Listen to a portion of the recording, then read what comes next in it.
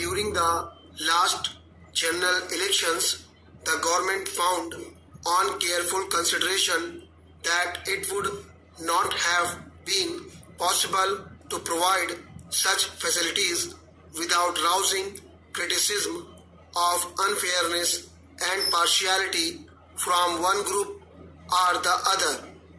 However, after the elections, the government have given careful thought to the matter. Practices prevailing in other democratic countries have also been studied and compared. It is well settled to remember that examples of other countries that can be cited in this behalf are not uniform and are based on conditions which differ radically in many important respects from country to country. The practical aspect of the question has also great importance.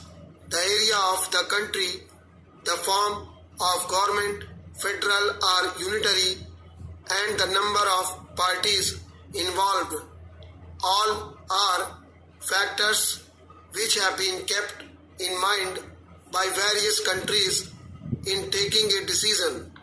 In USA, where broadcasting is run by private enterprise, though certain principles of equal opportunity have been laid down by the Federal Communications Commission, in practice it is a rare occurrence because time has to be purchased and a great deal of bickering and dissatisfaction always exists.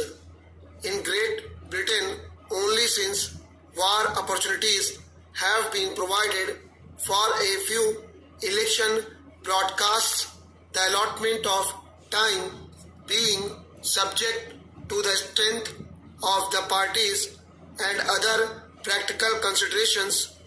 In the countries like Switzerland, no time is permitted for election purposes on the radio, while in France it is given, though the time allotted is extremely short, 5 minutes or less. It is clear from a study of foreign practices that each country has taken the conditions prevailing there and also the number of parties and other factors into consideration. The analogy of other countries, therefore, is of not much validity in coming to any conclusion as far as India is concerned. Taking into consideration the conditions prevailing in our country, the government feel that it would be extremely difficult, if not impossible, to make satisfactory arrangements for giving such facilities to all political parties. Besides the points mentioned above, another important factor has to be considered. In other countries, for national broadcasting, only one language is used, and that too only in national elections. The exception is Switzerland, where there are 3 languages.